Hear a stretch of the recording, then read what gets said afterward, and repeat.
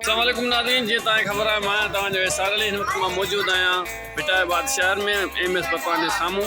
जी तव्हां ॾिसी रहिया आहियो MS पकवान साम्हूं ऐं असां सां गॾु आहे मौजूदु। असल में इहा ट्रैफिक ईअं शुरू थियो त अॼु असां गाॾी ठहिराए रहियासीं। 2 टे ॾींहं मां वियो ॻोठु त मुंहिंजी गाॾी ख़राबु थी वई हुई, वरी गाॾी ठहिराइण रहियासीं हिन खां हिनखे लाइक कयो सही। असां सां गॾु आहे हुसैन, उस्ताद हुसैन जुनेजो साहब, जंहिंजो दावो आहे हे गाॾी चए थो मां सेटिंग गाॾी जी कंदुसि त गाॾी जहाज़ खां अॻियां हलंदी। इंशाल्लाह इहा हिन दावो आहे, अलाह से सही थी वञे। बाक़ी हाणे मूंखे त कोन थो लॻे जहाज़ घर बि न हलियो। हा हीअ असां गॾु इरफान साहब आहे, चए थो त इहो घर बि न हलियो, पर कोशिशि कंदासीं हलाइण जी इंशाल्लाह।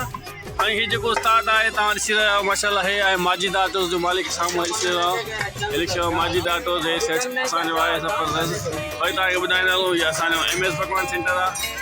ॾिसी सघो था MS पकवान सेंटर असांजो। हीअ छा आहे असां सां गॾु एजाज़ सुमरो साहब, जेको हे ठेले तां मटर खाई रहियो आहे, तव्हां मां ॾिसी सघो था। बाक़ी ॿियो हे असां माशाल्लाह ज़बरदस्त सिस्टम। वरी तव्हांखे ॿुधाईंदा हलूं असां सां गॾु आहे हिन उस्ताद, हा उस्ताद हुसैन।